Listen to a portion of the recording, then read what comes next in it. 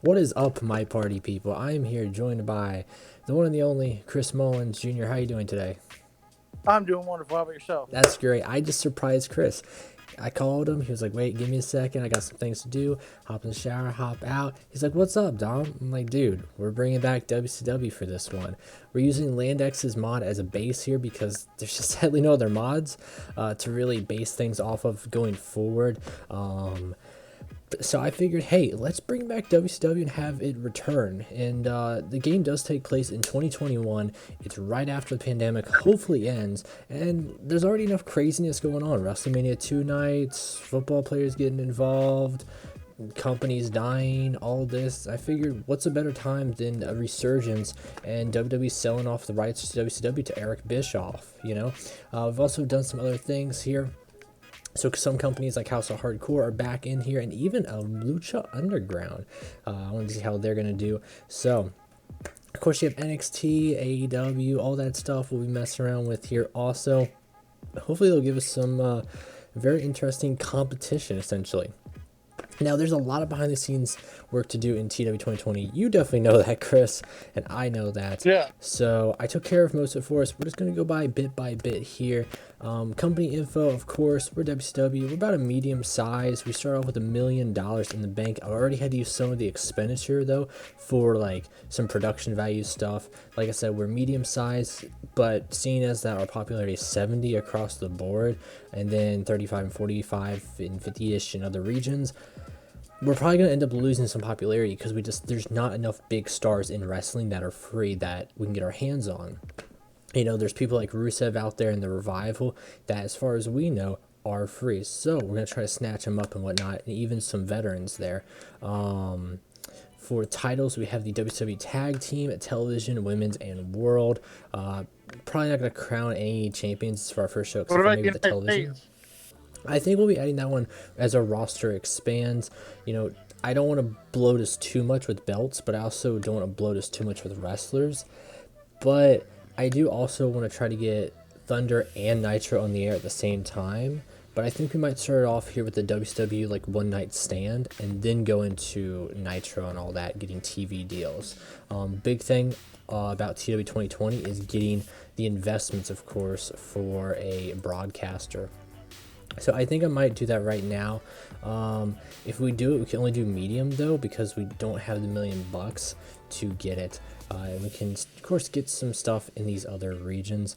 Now, I'm thinking a WCW Network, as nice as it would be to have it as internet subscription, I say we go commercial because I've had the most success with that. Because being able to break even with a subscription method, you can see here it's that 60 popularity, and yeah, we're above that, but it's still, I don't know. I don't know, guys. We might run into some problems there. So I think we'll just keep it with commercial. Of course, free to air ain't gonna make no money, and pay-per-view, well, we'll make money, but it's at the cost of viewership. So I think it's a good medium ground with the commercial. For coverage, we'll do medium and then tiny across the board. Or maybe, can we do very small? Okay, we'll do very small. It's 800. Oh my goodness, dude, we're WCW. $800,000 spending on a network. Let's go though. And with the network, it just kind of lets us have free reign to do whatever though. I know we'll probably end up getting on TV, so you can soak up some money there though. But it gives us a good fallback ground of like if we lose the TV deal or something like that. So, Chris, what are your advice though for WCW? You're someone who's actually lived through it. I was born into the fire of the Monday Night Wars essentially in 1998, but you were molded by it, you know, as you grew up. Because you're a bit older than me. So what is that like? Take us back there. Well, obviously, I forget what the titles that you had out there. The cruiserweight division was something that was a Yeah. big part of the WCW brand. I always looked at them as they had a good mix of veterans plus young guys. It's a very vast variety of a roster from many different countries. That's what I'm hoping to do here for us, honestly, and eventually, you know, as the save continues, get like a power plant rolling, something, whether it be, you know, a training facility or even developmental company buy out someone's Lots of company that's gimmicks. dying. So something we have to keep in mind, though, Chris, is that we're not just competing against WWE. We're competing against AEW and Impact and ROH and NWA and NXT. We have a lot of competition going on, but we're trying to get these, I've already got some pre-relationships here by going before we start off recording. So people like the Progress, NWA, Lucha, House of Hardcore, CMLL, we got some working agreements and positive relationships there that'll help us out if we do get low on some talent, so we can roll them into WCW, as well as have some excursions for some people, to come in and come out, such as the Japanese strong hitting wrestlers or wrestlers in Mexico for the cruiserweight stuff. Eventually down the line we can work on. I've kept stuff like ticket prices to the norm. For events, we do have WCW Sold Out. This is in order from January to December, with, of course, Starrcade being our season finale in this game. We have WCW Sold Out, Super Brawl, Spring Stampede, Slamboree, The Great American Bash, Sin, Bash at the Beach, New Blood Rising, Fall Brawl, Halloween Havoc, Greed, and Starrcade. Like I said, I'll probably start us off, though, with doing a WCW One Night Stand and then branching out into Nitro and everything, just to give us a good starting point to see what we can kind of do. I don't know if I'll crown champions there. Like I said, television would probably be in the first episode of TV. World title, though, I don't know. And tag team, women's, I don't know. I would imagine probably women's and maybe tag team. World, I don't know. It might hold out for Sold Out, though. Other than that, some other behind the scenes stuff. Pretty good so far. Backstage, no drugs, no alcohol, no smoking, but we are giving catering. So we're kind of fixing the sins of WCW. Hopefully we don't have drug testing, so that'll be interesting. I think that's pretty much it. I imagine we'll do some stable stuff. We're not gonna show too much behind the scenes stuff unless there's really a lot of craziness going on, or maybe an overview of the world. We'll keep it more of the booking to showcase the show and whatnot for you guys. So Hidden Gems, Sonny Defarge, Chris Murdetsky, Brooke Adams, Brian Pillman Jr., and Sonny Kiss. Some of those people there are already in other companies such as Sonny Kiss and Brian Pillman, who are in AEW. I think he's actually not in AEW. I think he's MLW, right? MLW and beyond. So Yeah. we gonna get some of those people potentially. I already have a whole bunch of people, but I'm not gonna show you the roster. I gotta save that for the show. I gotta let you guys be surprised or whatnot. So anything else, Chris, you want to tell the people before we jump in here and probably book our first show, actually? So I just think like I was telling you, the definite vast variety of roster. Another thing is factions were really big in WCW. Mm-hmm. Faction warfare is a very big thing. Was a very big thing in WCW. They just about everybody was affiliated with some faction. Reminds me a lot of New Japan also. What? Reminds me a bit of New Japan also. Oh no, it's very much like what New Japan is nowadays. Mm-hmm. You had all obviously the incarnations of the NWO. You had the LWO. You had Raven's Flock. You had the Four Horsemen.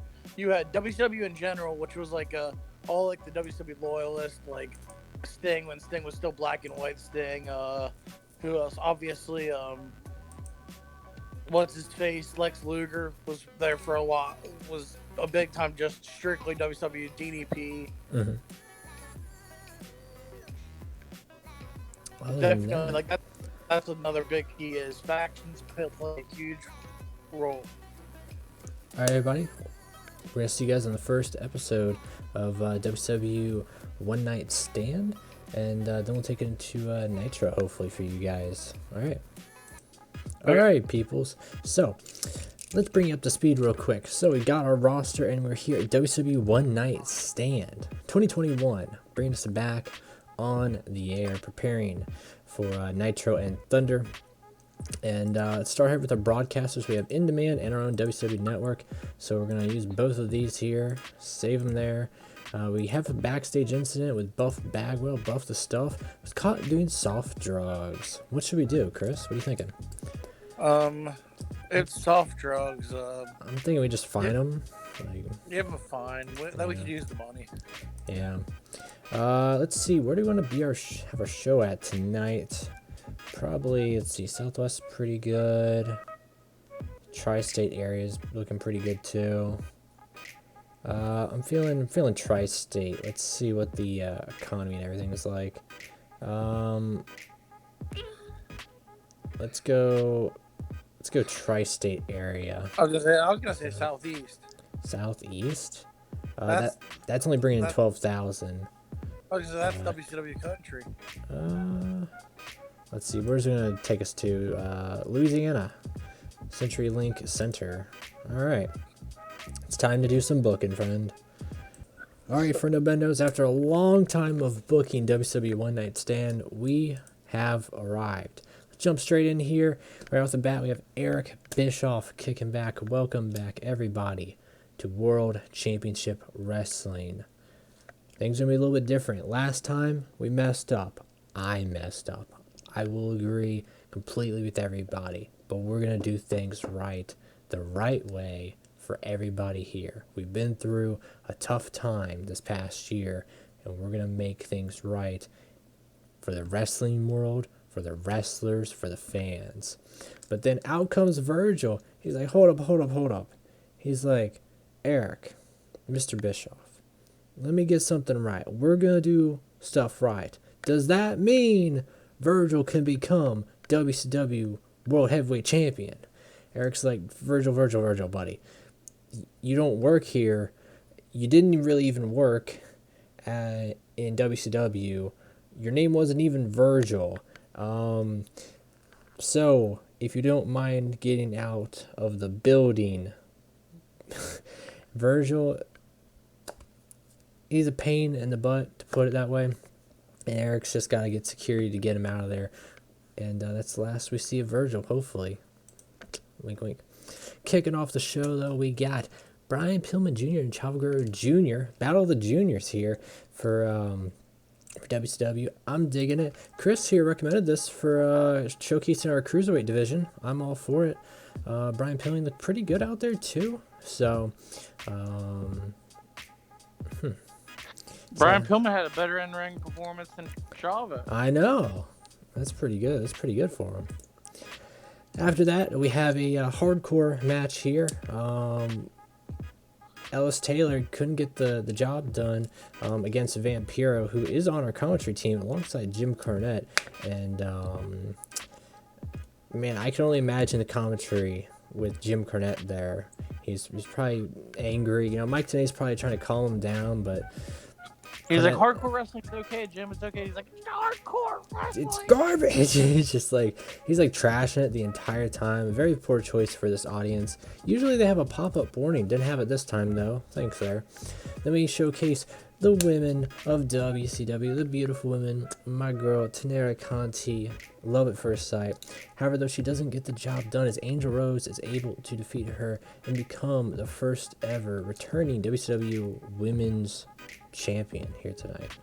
You can see that our road agent is just awful there. After that, Davey Boy Smith Jr., of course, his father teamed with Dynamite Kid. And then we have the sons of Dynamite Kid there. Thomas Billington, Mark Billington, the Billington Bros, a dynamic duo, actually. And he's just putting them over, saying that we're going to have next generation wrestlers like himself in the dynamic duo for WCW.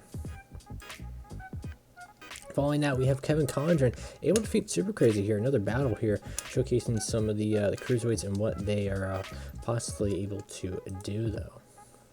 Things start hyping up, though, as we get some bigger guys, and War Beast, Jacob Fatu, and Joey Machete able to get the win over here against El Hijo de La Park and the Parks. You know them, though, those Parks from mostly MLW, though, right? This feels like a very MLW match, essentially. So I know we did pillage some of their roster there. After that, Scott Norton says that he's the baddest man alive. He's the reason behind NWO is still for life. While everyone's cashed out their checks, he said he's still cashing in those checks. And Scott Norton's ready to revive the NWO here, and he's looking for someone to join him. And out comes Mike Bennett, but Mike Bennett's not ready to join him. He says, Scott, leave it in the past, dude. Let it die. The NWO is dead. And so it prompts their match, which was a match that didn't deserve to be this good in any way, shape, or form. Mike Bennett and Scott Norton tear down the house in 6 minutes. In 6 minutes, they're able to tear down the house. Legend.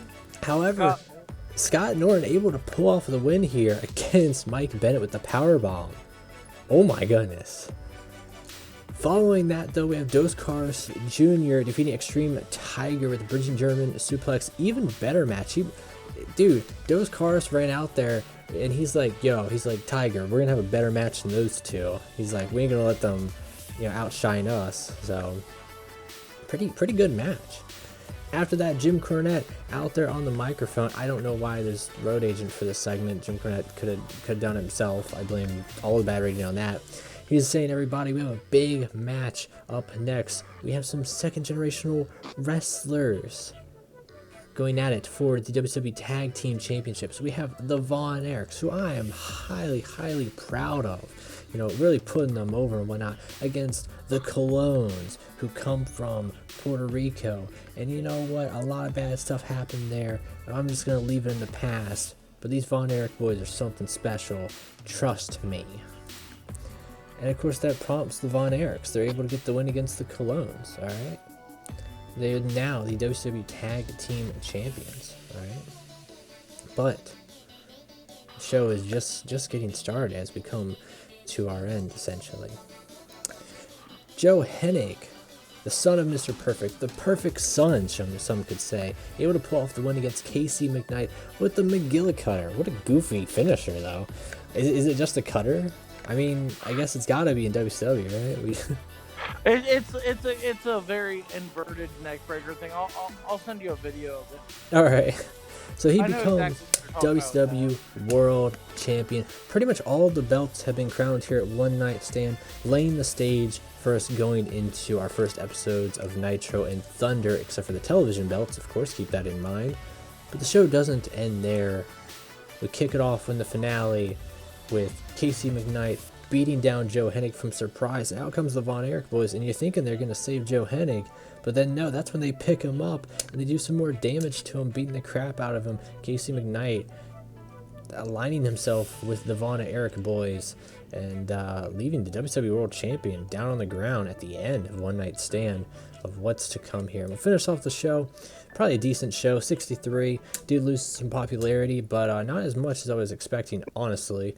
Pretty much just all the popularity in our bloated region of America, but we did 45 regions and everywhere else. That's going to do it here today, everybody. Anything you want to say to the people, Chris? Nothing much, everybody. I hope you guys enjoy this save. I think that we have a lot of things we can do with this roster going forward. Good deal, good deal. Well, thank you once again for helping me book this, my friend. And we will see everybody next time for Nitro and some Thunders. Peace out.